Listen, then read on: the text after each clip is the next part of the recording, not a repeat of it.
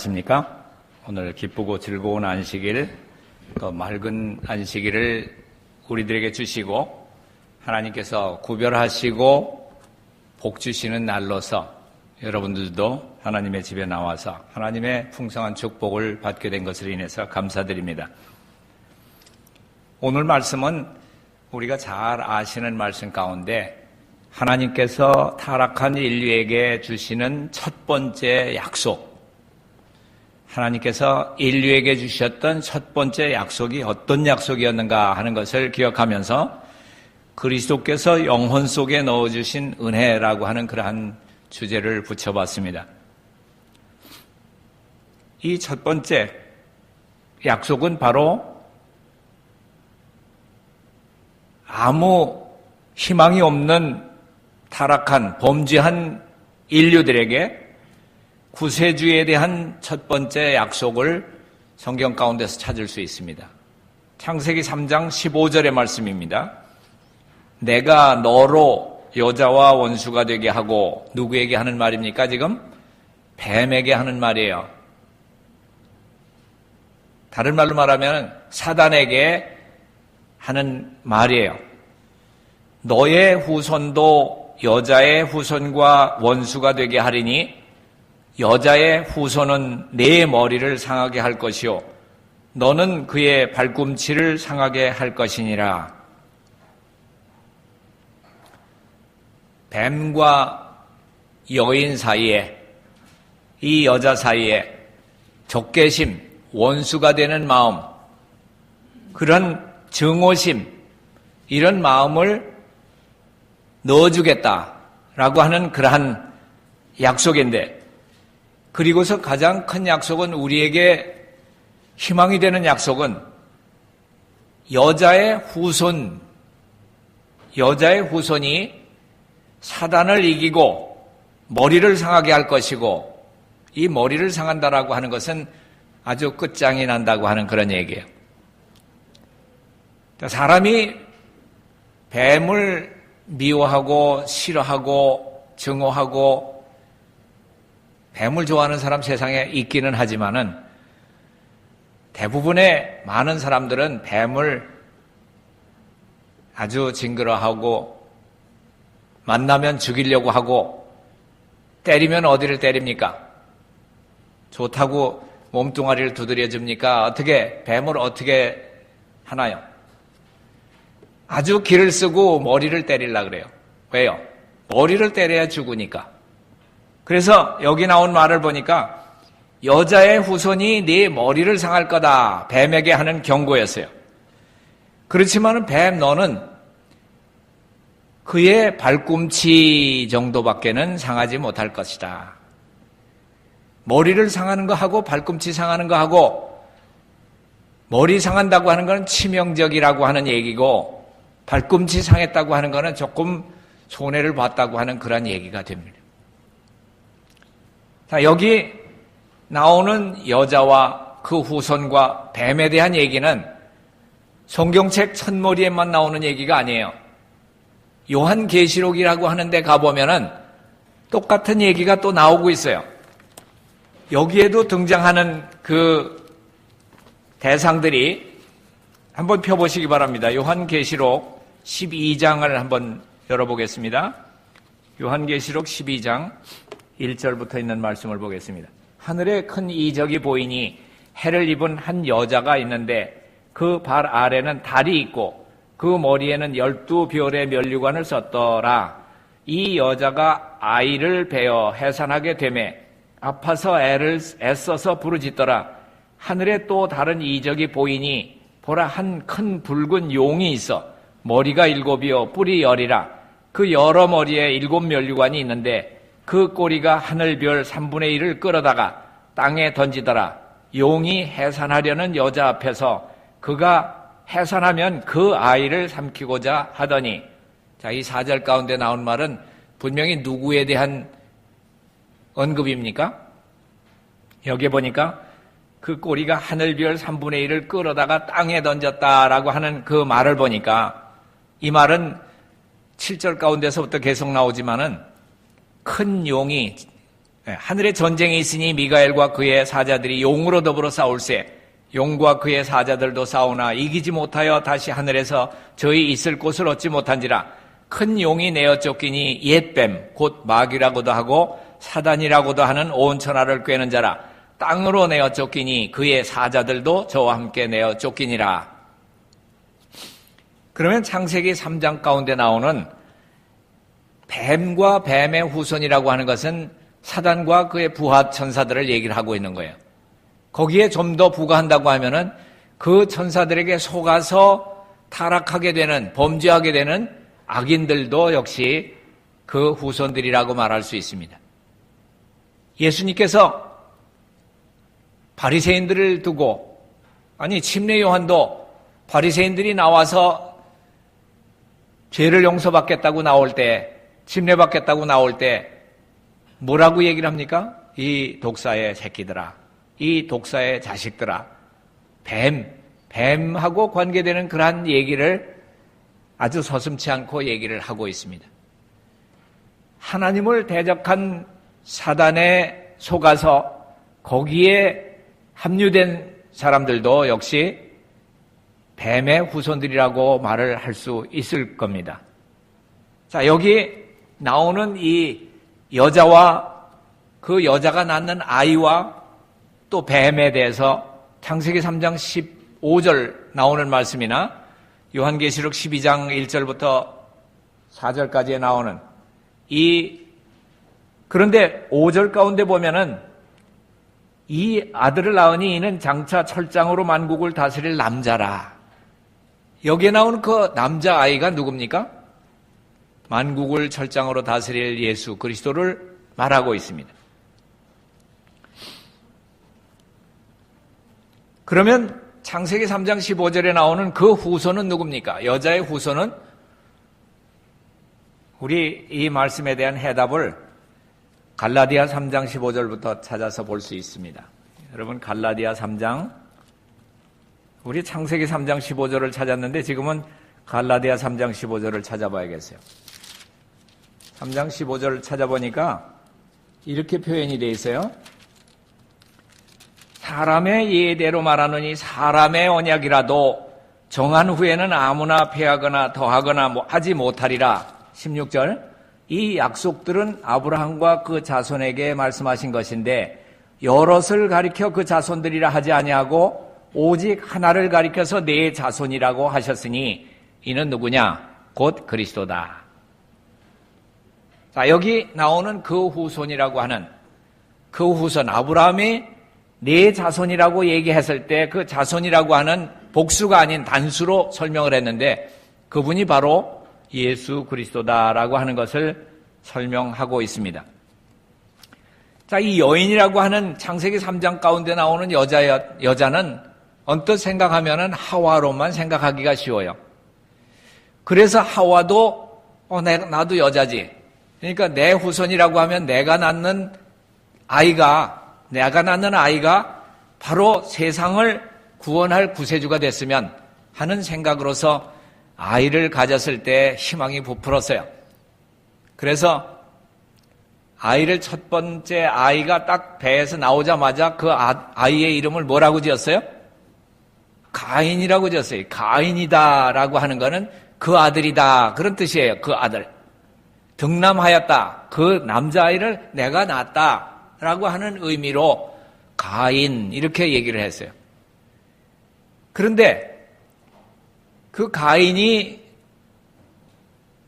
세상의 구세주가 됐나요? 아니면은 아담과 하와의 원수가 됐나요?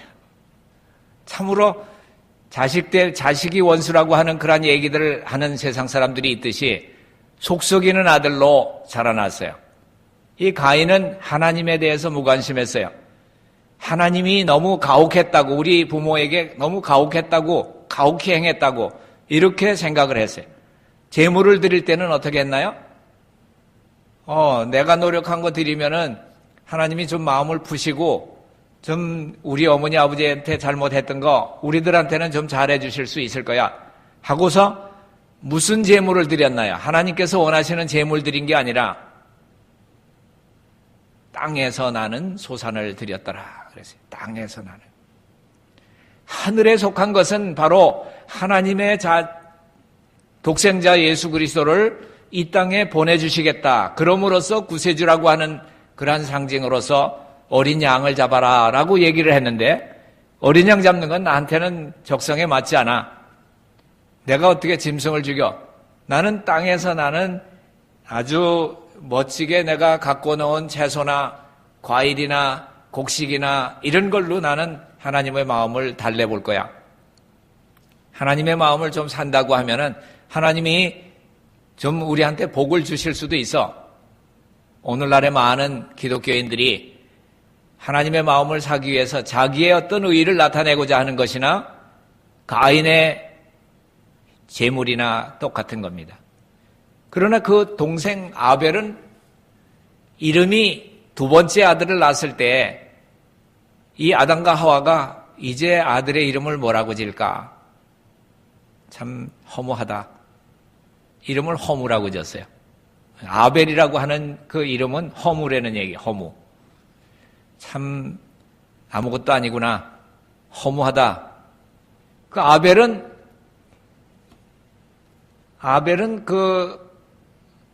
그렇게 가인처럼 그렇게 똑똑하고 그렇게 된 것 같지는 않아요. 이름이 아벨인 허무라고 하는 이름인 것처럼 그저 어머니 아버지께 순종하고 하나님의 말씀이라고 하면은 따르고 그저 아주 고분고분한 자녀로서 자라는데, 하나님 말씀이라고 하면은 양을 어린 양으로서 제물 드려라 그러면은 그대로 하는 그런 순종형이었어요.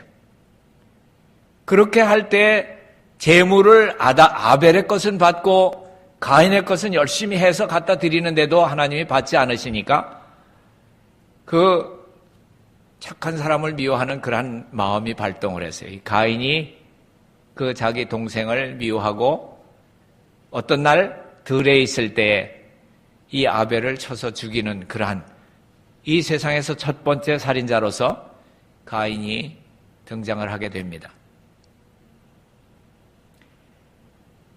그러면은 이 여인의 후손, 그 후손이 누군가?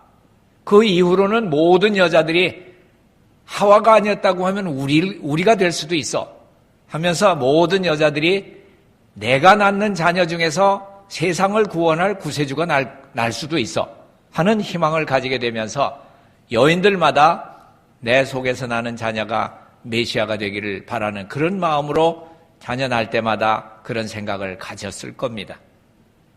그 중에서 히브리 사람들 중 하나님의 백성이라고 하는 사람들 중에서 우리 마태복음에 보면은 특별히 그런 메시아를 기다리는 그러한 여자들의 이름이, 족보에는 좀처럼 해서 여자들 이름이 안 나오는데 5명의 여자들의 이름이 나와요. 마태복음 가운데 보면은 마태복음 1장 3절부터 나오면서 16절까지의 쭉 족보 중에 보면 누구누구의 이름이 5명이 나오나요? 자, 첫 번째는 유다에게서 얻어야 된다고 하는 그러한 생각 때문에 다말이라고 하는 며느리가 자기 남편이 죽고 씨를 얻지 못하게 되니까 하나님께서는 유다를 택해서 메시아를 보내겠다고 하는 예언이 있는데, 창세기 49장 가운데 보면 유다에게 대한 예언이 쭉 나오고 있어요. 특별히 10절 가운데 보면은 유다 지파에서 실로가 오시기까지 그 가운데 홀을 든 자가, 이런 표현이 나와요. 그러면 홀은 누가 지는 겁니까? 임금이 쥐는 허락하는 막대기를 홀이라고 얘기를 해요. 들어와라 마라 하는 거 결정하는 거를 홀이라고 하고, 통치하는 그러한 상징이에요. 금홀을 에스더서에 나오죠. 금홀을 내밀었을 때 당당하게 에스더가 들어갈 수 있었던 것처럼 이 홀이라고 하는 것은 임금, 왕을 묘사하고 있습니다. 그뿐 아니라 민수기 24장 가운데 보면은 이 발람 선지자가 야곱에게서 한 별이 나오는데 그 홀이 나오기까지라고 하는 그러한 표현을 또 나오고 있습니다. 이런 야곱의 아들 가운데서 유다에게서 자녀를 얻기를 원했던 유다의 며느리였던 다말이라고 하는 이름이 예수님의 족보 중에서 제일 처음 언급이 되고 있어요. 그 다음엔 누가 나오고 있습니까? 참으로 다말이라고 하는 이름도 그렇게 참 사람들이 듣기에 좋은 평판이 있는 사람은 아니에요.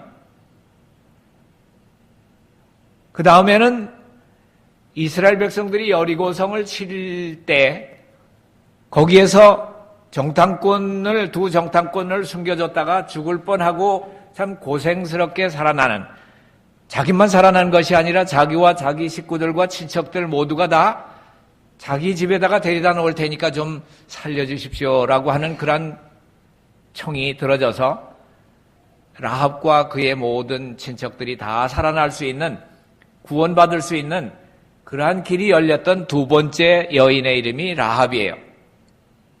라합의 남편은 그 정탐꾼들 중에 살몬이라고 하는 그러한 사람이 라합과 결혼해서 거기에서 또 자녀를 낳습니다. 그리고 보아스라고 하는 그러한 아들이 나지만은 보아스라고 하는 사람은 결혼한 사람이었어요. 그러나 이 이방인 여자 중에서 룻이라고 하는 여자가 자기 남편을 잃고 더 이상 희망이 없을 때 그가 고향으로 나오미를 따라서 고향으로 와서 그가 가장 가까운 친척하고 결혼해서 그 자기 남편의 씨를 이어나갈 수 있는 그러한 자리를 찾다가 누구를 찾게 되는가 하면은 이 유다 지파의 보아스라고 하는 사람을 만나게 됩니다. 그래서 거기에 세 번째로 이름이 나오는 룻이라고 하는 이방인 여자가 역시 이방인이라고 하는 여자인데 무엇을 바랬는가 하면은 자기를 통해서 나타날 메시아를 생각하는 그러한 여자였습니다. 그리고 또 두 여자가 더 남았는데 누구가 남아 있습니까? 자, 누구의 자손이 될 거라고 하는 예언이 나오고 있습니까? 예수님은 다윗의 자손이다라고 하는 그러한 예언이 있기 때문에 다윗과 결혼을 한다고 하면은 거기서 메시아를 얻을 수 있겠구나라고 하는 생각을 가졌는지 그거는 잘 모르겠어요. 어쩌면은 그런 의미에서 밧세바라고 하는 여자의 이름이 나옵니다. 다른 부인들이 있었지만은 밧세바를 특별히 하나님께서 택하셔가지고 이 밧세바라고 하는 여자가 솔로몬 왕 그 이후에 모든 그 계열을 통해서 결국은 베들레헴의 말구유에 예수 그리스도를 탄생케 하는 그러한 조상이 될 수 있었다고 하는 것입니다. 마지막으로 예수님을 낳은 그 여자는 누굽니까? 마리아예요. 이 마리아는 정혼을 했어요. 아직 결혼은 안 했어요. 정혼을 했는데 천사가 갑자기 나타나가지고 마리아야, 네가 이제 1년이 지나면은 아들을 낳을 거다. 무슨 말씀입니까? 이건 참 생각도 못할 그런 황당한 말씀을 하시네요. 제가 아직 약혼만 했지 내가 결혼도 안 했는데 남자를 알지 못하는데 제가 아들을 낳다니요. 그러나 이 마리아에게는 메시아를 기다리는 이스라엘의 히브리인들의 여인들에 있었던 그 마음이 있었어요. 네게서 날 자는 특별한 자다. 자, 하나님의 아들이라 일컬음을 받을 것이다 라고 하는 그러한 약속을 받았을 때 이 마리아는 세상이 어떻게 보든지 나를 돌로 쳐서 죽인다고 하더라도 나는 하나님의 약속이 이루어지는 그 여자가 되겠다 하는 결심으로 종에게 어떠한 일이 일어나더라도 능히 받겠습니다 라고 하는 그러한 대답으로서 마리아가 겸손하게 그 기별을 받아들입니다. 이렇게 해서 5 여자의 그러한 그 이름들이 등장하는 예수님의 족보가 나오고 있습니다. 이 갈라디아 3장 15절 16절 가운데 나오는 그 자손, 아브라함의 자손이라고 하는 그 자손이라고 하는 말이나 또 여자의 그 후손이라고 하는 그 말은 이렇게 해서 예수 그리스도 하나를 가리켜서 말씀한 것이라고 하는 사실을 성경 가운데 나오고 있습니다. 이 뱀에게 속은 하와는 마음 가운데 분한 것도 있어요. 적의감도 있어요. 원수시하는 뱀을 아주 싫어하는 그러한 마음을 가졌어요. 그때 이 하와는 어떻게 해요? 내가 아이를 낳아서라도 이 아이를 통해서 구세주가 난다 그랬으니까 그 구세주가 그 여인의 후손, 혹시 내 아들이 될는지도 모르지만은 그가 뱀의 머리를 상하게 한다라고 하는 그러한 예언이 주어졌다고 하면은, 약속이 주어졌다고 하면은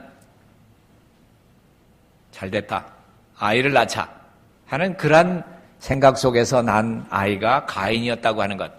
그 후로 아벨과 셋의 후손, 아벨은 죽임을 당했지만은 셋을 통해서 그 후예들이 계속해서 구세주에 대한 희망, 메시아에 대한 희망을 가지고 산 것을 볼 수가 있습니다. 주님께서 이 땅에 태어나신 그러한 방법은 어떤 요셉이라고 하는 남자를 통해서 난 것이 아니고 성령으로 잉태했다고 하는 것을 볼 때에 하나님께서 마리아라고 하는 그 몸을 빌려서 이 예수님을 탄생하도록 그렇게 하셨습니다. 여러분이 잘 아시는 요한복음 3장 16절이라고 하는 말씀도 여러분 너무나 잘 아십니다. 하나님께서 인류를 너무나 사랑하셔서 독생자 예수 그리스도를 보내시고 저를 믿는 자마다 멸망하지 않고 생명 그 자체, 하나님의 생명과 같은 영원한 생명을 주시기로 약속한 것이 요한복음 3장 16절, 15절, 16절 가운데 쭉 계속되고 있습니다. 그리고 예수님께서는 성령을 통해서 우리 안에 거하시기도 원하십니다. 고린도전서 3장 16절 가운데 보면은 우리 몸 성전에 거하시기를 원하신다라고 하는 그러한 약속이 있습니다. 우리가 우리 몸을 더럽히면은 주님을 마음 가운데 모실 수 없기 때문에 우리는 절제 생활을 통해서 그분을 마음 가운데 항상 모실 수 있도록 우리는 우리 몸 성전을 잘 관리할 그러한 책임을 가지고 있습니다. 또 이러한 모든 사랑을 우리가 어떻게 알 수 있게 되었는가 하는 것에 대해서는 요한일서 3장 16절을 찾아보시면은 우리가 알 수가 있습니다. 예수님께서 우리를 위해서 목숨을 버림으로써 십자가의 희생을 통해서 우리는 사랑을 알게 되었다라고 하는 그러한 말씀이 요한일서 3장 16절을 통해서 볼 수가 있습니다.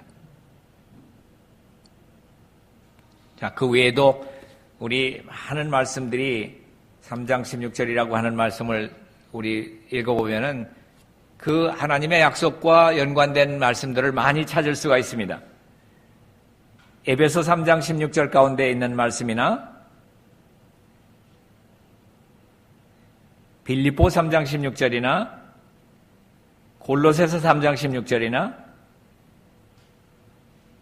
갈라디아 3장 16절에 있는 말씀, 고린도전서 3장 16절, 고린도후서 3장 16절 이런 말씀들을 살펴보면은 아주 이 말씀들이 흥미진진하게 고리가 엮이는 것을 볼 수가 있습니다.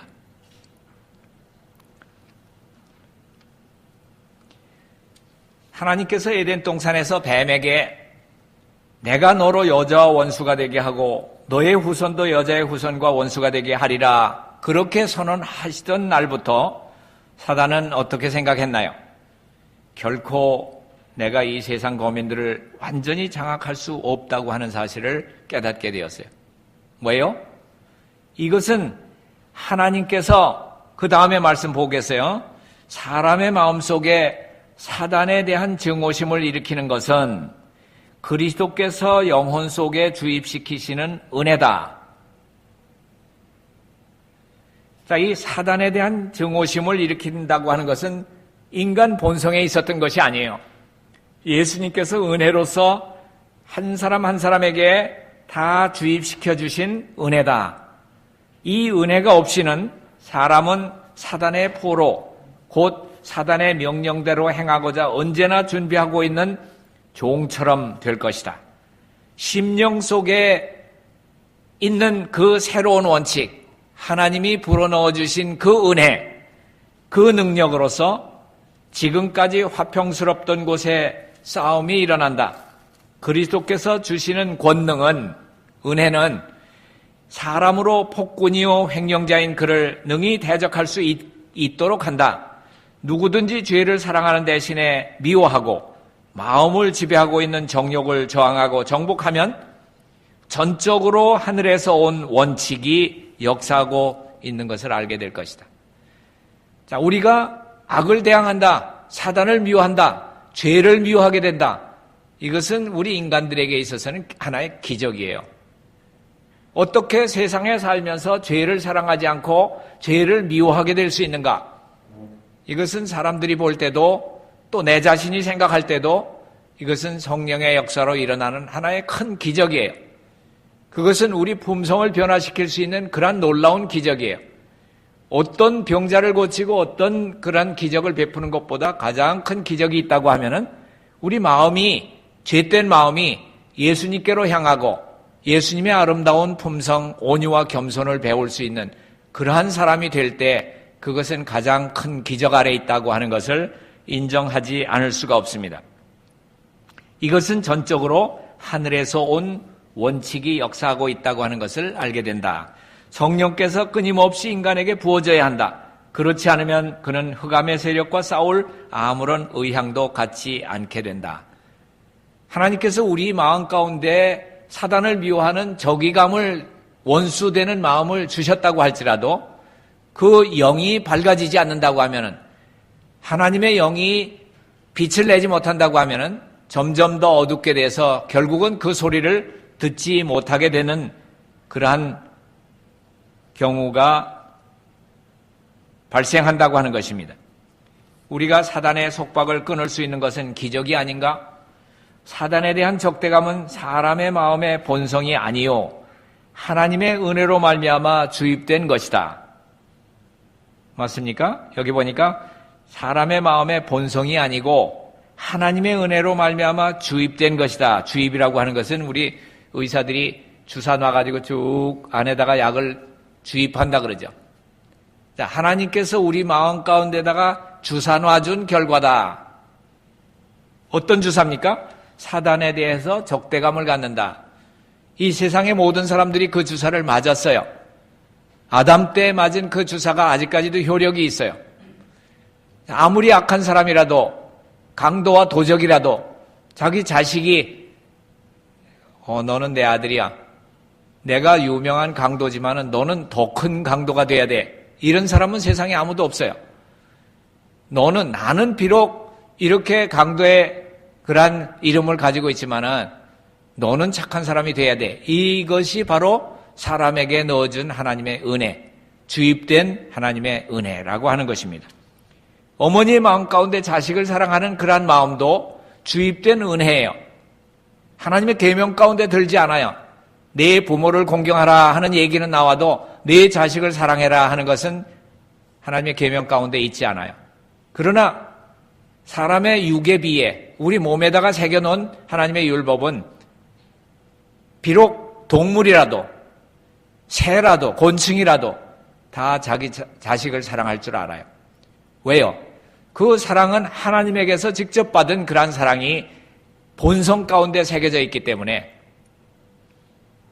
자기 자식을 사랑하는 것은 본능적으로 동물이나 곤충이나 짐승에게까지 다 있기 때문에 일부러 하나님의 계명 가운데 넣지 않아도 그 사랑을, 모든 생명은 사랑을 통해서 생산됩니다. 그렇죠?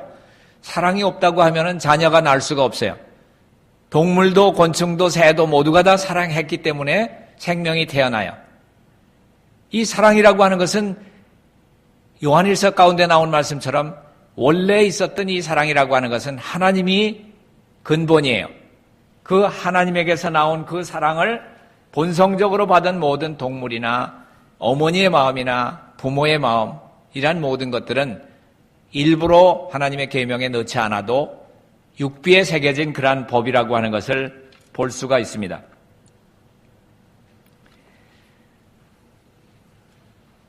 자, 언제 우리가 마음이 변할 수 있는가? 여기 보라색 글씨로 찍어진 한 영혼이 회개하고 하나님을 사랑하고 그 계명을 지키기를 배우는 때마다, 자, 이 말은 다른 말이 아니에요.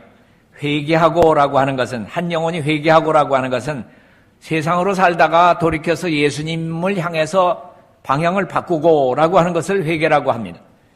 그리고 하늘과 하나님을 많이 생각하고 하는 것을 하나님을 사랑하고라고 하는 말로 바꿀 수 있습니다. 좀 더 우리가 많이 말하고 생각하는 것을 사랑한다고 얘기를 해요. 하늘과 하나님을 많이 생각하고 예수님을 따라가기를 배우기를 결심하고 의지를 드릴 때마다 어떤 일이 일어납니까?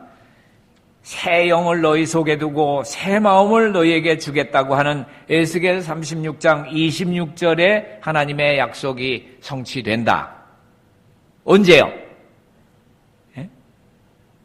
회개하고 하나님을 사랑하고 하나님의 계명을 어떻게 지킬까라고 하는 것을 의지를 주님께 드릴 때, 내가 하나님의 계명을 지킬 수 없어. 그러나 내 의지를 하나님께 드릴 수는 있어. 하나님, 내 의지를 주관하셔서 주님이 원하시는 대로 제 생애를 꼴지어 주십시오. 우리 인간은 원래 뭡니까? 티끌이고 흙이에요. 티끌과 흙이 모양을 만들려면 무엇이 필요합니까? 물이 필요하고 비가 필요해요. 그렇죠? 진흙에는 비가 와야, 흙에는 비가 와야 마음대로 주물러서 토기도 만들 수 있고 자기 만들고 할 때 그렇게 하는 것은 물이 필요해요. 흙 자체로는 아무 소용이 없어요. 티끌 자체는 뭉쳐지지 않아요. 그러나 하늘로서 본 은혜가 있을 때 그것은 토기장이가 마음대로 주물러서 그가 원하는 대로 어떤 그릇의 모양으로서 나올 수가 있는 것입니다. 그렇다고 하면은 우리 인간이 마음에 일어나는 변화는 위로부터의 어떠한 초능력이 없다고 하면은 우리 마음은 변할 수가 없는 것입니다. 새 마음을 받고 새 영을 받는다고 하는 것은 우리가 회개할 때, 하나님을 사랑하게 될 때, 그리고 하나님의 약속을, 하나님의 법을 순종하려고 하는 의지가 있을 때, 그럴 때마다 하나님의 약속은 우리에게서 성취된다라고 말하고 있습니다. 자, 그리스도께서 인간과 뱀 사이에, 사단 사이에 두신 원한을 여러분들은 받아들이지 않으시겠습니까? 나의 의지, 나의 선택, 결정으로 하는 예수 그리스도의 임재, 이것을 여러분은 원하시지 않습니까? 내가 의지를 주님 앞에 드릴 때 인간과 사단 사이에 두신 원한이 역사하게 돼요. 그렇게 된다고 하면은 예수 그리스도의 능력을 통해서 죄를 이길 수 있는 정복자가 될 수 있다고 하는 것입니다. 자, 이것은 바로 매일 매 순간 한 번에 이루어지는 일이 아니고 우리의 성화라고 하는 것은, 우리의 거룩함이라고 하는 것은 매일 매 순간 언제나 우리의 의지를 주님 앞에 둘 때 하나님의 성령께서는 우리의 본성을 새로운 본성으로 만들어주시고 예수님께서 나누어주시는 그분의 의와 사랑으로서 역사하는 그러한 믿음을 가지게 될 것입니다. 여러분이 갈라디아 5장 6절 가운데 말씀을 보면은 사랑으로 역사하는 믿음이다라고 하는 그러한 단어가 나와요. 영혼을 정결케 하는 믿음이다라고 하는 그러한 단어를 갈라디아서 5장 6절 가운데서 찾아볼 수가 있어요. 자, 세상에는 믿음이 많아요. 사단도 할 수 있고 악인도 할 수 있는 그러한 믿음도 있어요. 어떤 믿음일까요? 우리가 흔히 하나님은 전능하신 신이다. 참 좋은 얘기예요. 그러나 사단도 그런 믿음은 있어요. 또 예수 그리스도는 세상을 위한 구주다. 그 사단도 알아요. 그런 믿음을 얘기를 하는 것이 아니에요. 예수님은 세상을 위한 구주가 아니고 참 믿음이 되려고 하면은 사랑으로 역사했다고 하면 누구에까지 역사해야 되는가 하면은 내 마음에까지 역사해서 나의 개인의 구주가 됐느냐? 예수님은 내 개인적으로 아는 그러한 구세주가 됐느냐, 구주가 됐느냐라고 하는 것을 배울 때까지 우리는 그 믿음은 참 믿음이라고 말할 수가 없는 것입니다. 이 믿음은 사단도 하나님이 능력자라고 하는 것을 알고 두려워서 떤다고 얘기를 했어요. 우리가 떠오는 믿음 가지고 구원을 받을 수는 없어요. 사랑으로 역사해야 돼요. 사랑이라고 하는 것은 하나님이 우리 마음 가운데 거하심으로써 그분의 원하시는 뜻을 우리를 주물러서 그분의 원하는 모양을 만들 때, 그러한 형태로 나올 때 우리는 하늘 가족이 될 수 있다고 하는 것입니다. 그렇지 않다고 하면 어떻게 될까요? 그리스도의 형상을 조차 의와 참된 거룩함으로 새롭게 되는데 그리스도의 은혜는 매일 매시간 꼭 필요하다. 만약 그리스도의 은혜가 계속 우리와 함께 하지 않는다고 하면은 타고난 마음의 이중성이 드러날 것이며 생활에는 이중봉사의 징후가 나타날 것이다. 왜 이중이라고 하는 얘기가 나왔을까요? 우리 마음 가운데는 이중의 마음이 누구에게나 있습니다. 이 이중성이라고 하는 것은 죄를 사랑하려고 하는 마음과 죄를 예수님이 후에 타락한 후에 넣어줬던 사단을 미워하는 마음, 죄를 싫어하는 마음, 그 마음이 두 개가 있기 때문에 우리는 우리의 의지를 어느 편에다가 두느냐에 따라서 우리의 마음이 그렇게 변화되는 것입니다. 새로운 본성을 나누어 받을 수 있느냐, 아니면 옛 본성에서 옛 사람에서 머물러 있느냐, 그것을 가리켜서 많은 사람들은 죄의 경향이라고 이야기하고 있습니다. 죄의 성향, 사람의 본성, 우리는 죄의 성향, 기울기를 가지고 있기 때문에 죄를 짓지 않고는 살 수가 없어 라고 하는 그러한 표현들을 많이 하고 있습니다. 그러나 성경주석 943페이지 가운데 7권 가운데 이런 말씀이 있어요. 우리는 하나의 죄의 성향도 마음에 간직할 필요가 없다. 우리가 신성에 참여하게 될 때 악에 대한 선천적, 후천적 성향은 품성으로부터 제거될 것이고 그것은 선을 위한 산 능력이 될 것이다. 자, 이 말씀은 우리에게 희망을 주는 말씀입니다. 우리가 신성에 참여하게 되면 우리는 하나의 죄의 성향도 마음에 간직될 필요가 없다. 만약 선천적, 후천적 성향의 죄에 대한 성향이 있더라도 그 신성에 참여했을 때 그 신성되신 분이 우리 품성 가운데서 그러한 죄의 경향은 제거시킬 것이다. 여러분 마음 기쁘지 않습니까? 우리 예수님께서 우리 마음 가운데 거하신다고 하면은 우리 마음 가운데 우상이나 모든 쓰레기나 이런 모든 것들은 다 던져버리실 거예요.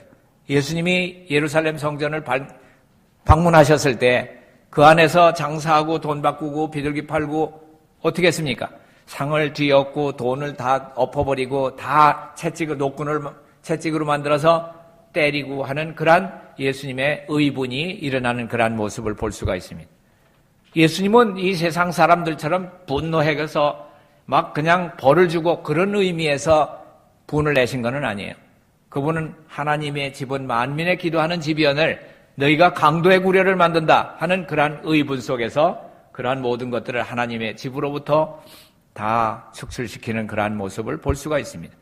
만약 예수님을 우리 의지가 예수님을 받아들일 마음이 있다고 하면은 예수님만 들어오신다고 하면은 그러한 모든 마음의 우상이나 그러한 어떤 쓰레기나 그러한 모든 동전 바꾸는 거나 비둘기를 팔던 것처럼 우리 마음 가운데 그러한 없어야 될 것들은 주님께서 다 제거하실 것이라고 하는 그러한 말씀입니다. 그러면 우리가 할 일은 우리의 의지를, 우리의 결정을, 우리의 선택을 주님께 맡긴다고 하는 것이 우리의 할 일입니다. 그렇게 하시겠습니까? 네, 우리의 의지를 주님께 드리게 되시기를 바랍니다. 뱀의 후손과 여자의 후손 사이에 생긴 증오심은 초자연적인 것이었습니다. 그러나 예수님께서는 너무나 그 증오의 감정이 극도로 악화돼서 그처럼 완전히 증오심을 가지고 그 죄를 미워하신 분은 세상에 없었습니다. 주님께서는 거룩한 천사들에게 작용했던 죄의 그러한 기만적인 미혹적인 세력을 다 보셨기 때문에 그분은 그분의 모든 능력을 다해서 죄를 대적하고 증오하고 미워하고 결국은 사단의 뱀의 머리를 상하시는, 깨버리시는 그러한 일을 이루셨습니다. 겉으로 보기에는 예수님이 십자가에 돌아가셨을 때 패배처럼 보였지만은 온 우주가 심판해 드릴 때 주님은 승리하셨다. 주님은 너무나 공의로우시고 너무나 자비로우시다. 시편 85편이나 89편에 나온 그러한 자비와 진리가, 자비와 공의가 서로 입맞추고 한자리에서 만났다라고 하는 그러한 것이 십자가의 하나님의 사랑 가운데서 이루어졌다고 하는 것입니다. 또 한 가지는 예수님께서 신비라고 얘기하는 만세전부터 창세 이후로 감추었던 그러한 비밀이 무엇이었는가? 그것은 바로 어떻게 하나님 되신 분이 인간의 육신을 쓰고 오셨는가?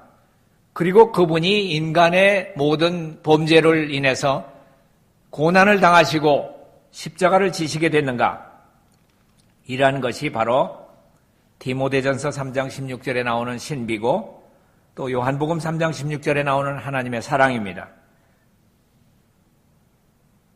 예수님께서는 누가 나를 죄로 책잡겠느냐라고 하신 모든 사람 앞에서 말씀하실 수 있는 유일한 분이셨습니다. 그런 분께서 죄를 알지도 못하신 분을 고린도후서 5장 히브리서 4장 15절 가운데 그 말씀이 나오죠. 죄를 알지도 못하신 분이, 그분이 우리의 죄가 되시고 16절 가운데 보면은 그런 분이 은혜의 보좌에 계시기 때문에 우리는 담대하게 그 은혜의 보좌 앞으로 나오라라고 하는 그러한 초청을 하고 계시다고 하는 것입니다. 그런 분이 우리의 범죄한 그러한 죄과를 하나님의 완전하신 율법의 요구를 충분히 만족시킬 수 있는 희생 제물이 되셨습니다. 우리가 어떠한 하나님의 율법의 요구를 이룰 수 있는 것이라고는 없습니다. 오로지 우리의 모든 이 범죄의 형벌을 받으신 율법의 요구를 충분히 이루신 그분의 희생 제물을 믿는 그러한 믿음으로써 우리는 하나님의 자녀가 될 수 있는 길이 열려 있다고 하는 것을 감사하게 되시기를 바랍니다. 우리가 마지막으로 사랑으로 역사하는 믿음에 대해서 갈라디아 5장 6절에는 그렇게 말하고 있습니다. 순수한 믿음은 항상 사랑으로 역사한다. 그대가 갈바리를 쳐다볼 때 그것은 의무를 이행하지 않고 있는 그대를 달래지 않을 것이고 마음을 가라앉혀서 잠자도록 그냥 두지 않을 것이고 예수의 마음을 창조하고 역겨운 이기심으로부터 그대의 영혼을 정결케 하도록 역사하는 믿음을 창조하게 될 것이다. 우리가 믿음으로 그리스도를 붙잡을 때 우리의 일은 이제 막 시작된 것이다. 각 사람은 누구나 다 힘을 들여 싸워 이겨야 할 타락하고 죄된 습관들을 갖고 있다. 모든 영혼은 믿음의 싸움을 싸울 필요가 있다. 우리는 이러한 믿음을 어디에서 갖게 되는가 하면은 주님께서 후손이 되셔서 사단의 머리를 깨시겠다고 하는 그 약속 가운데 우리를 위한 구세주, 내 개인의 구세주가 되시겠다고 하는 그 약속을 믿는 믿음 가운데서, 그렇기 때문에 우리는 요한계시록 14장 12절에 나오는 이러한 성도들이 되어야 되겠습니다. 성도들의 인내가 여기 있나니 저희는 하나님의 계명과 예수 믿음을 지키는 자니라. 예수님이 얼마나 능력 있으신 분이라고 하는 것을 믿고 그분을 믿음으로써 하나님의 계명이 순종될 거라고 하는 그러한 믿음, 그렇게 갈 때에 우리는 그 예수 믿음과 하나님의 계명이라고 하는 깃발을 들고 나아가는 인내하는 하나님의 성도들이 될 수 있다고 하는 마지막 남은 자손들의 깃발을 고수하게 되시기를 바랍니다. 하늘에서 일어났던 율법에 대한 싸움은 아직까지도 계속되고 있습니다. 우리 인간의 죄에 타락된 본성으로서는 하나님의 율법을 지킬 수가 없다. 그러나 하나님의 품성의 사본은 하나님의 율법 가운데 나타나 있고 그것은 하나님의 품성이라고 하는 것, 자비와 공의이기 때문에 이러한 모든 율법은 십자가에서 이루어졌다고 하는 것을 우리가 배우게 됩니다.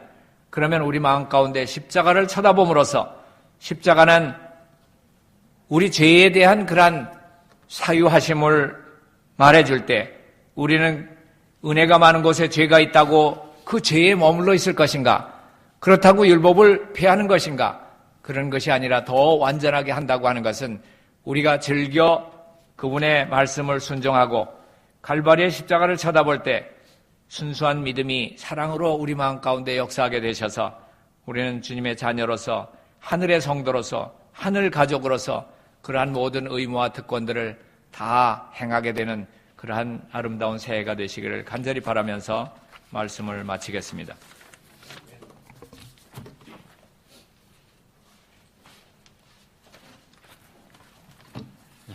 다시 기립하셔서 397장 찬미하시겠습니다. 397장입니다.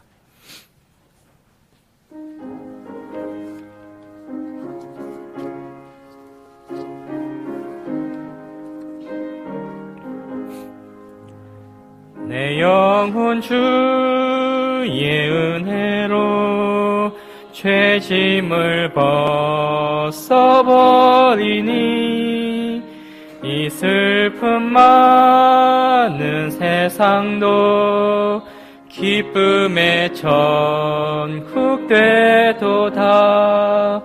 오 할렐루야 나의 주 내 지은 죄를 사하고 또 나와 함께 계시니 기쁨의 천국 되도다. 주 얼굴 뵙기 전에는 참 멀어 뵈던 천국이 내 맘에 이제 이루니 날마다 더욱 가깝네. 오 할렐루야 나의 주 내 지은 죄를 사하고 또 나와 함께 계시니 기쁨의 천국 되도다. 내 비록 산과 들이나 혹 초막 속에 거해도 내 주를 모신 곳이면 그곳이 천국 되도다. 오 할렐루야 나의 주 내 지은 죄를 사하고 또 나와 함께 계시니 기쁨의 천국 되도다.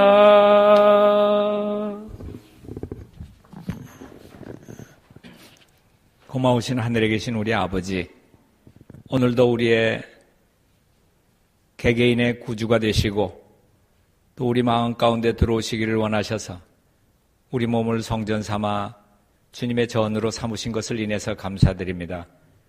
우리가 주님을 마음 가운데 모시지 못하고 세상의 우상들을 마음 가운데 품었다면 우리의 의지를 주님 앞에 드림으로써 주님이 우리 안에 들어오셔서 소멸하는 불이 되셔서 모든 죄의 더러운 것들을 태우시고 주님께서 좌정하셔서 우리에게 은혜를 베풀어 주시옵소서. 특별히 오늘 안식일에 주님께서 저희들의 모든 병든 몸과 마음들을 다 고쳐주시고 주님께서 주시는 평안과 안식을 누릴 수 있는 아름다운 이 기쁜 날이 될 수 있도록 도와주시옵소서.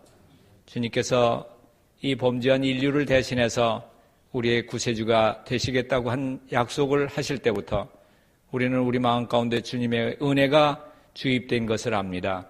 그러나 우리가 그 은혜를, 그 능력을 붙잡지 못하고 우리 자신의 뜻대로 자행자재하면서 세상을 살아왔던 모든 것들을 자복하고 회개하오니 용서해 주시고 주님만 따라가는 올바른 진리의 길에 우리가 행하는 저희들 될 수 있도록 이 새해 가운데는 더 주님의 말씀을 더 연구하고 주님의 행로를 따라가는 주님의 가족, 하늘 가족의 일원들이 될 수 있도록 축복하여 주시옵소서. 저희들의 모든 뜻과 생각이 오직 주님의 나라와 의를 더 명상하고 사모하면서 사는 모든 머리 숙인 성도들이 될 수 있도록 이 시간 축복하시옵기를 사랑이 많으신 예수님 이름으로 간절히 기도드리옵나이다. 아멘.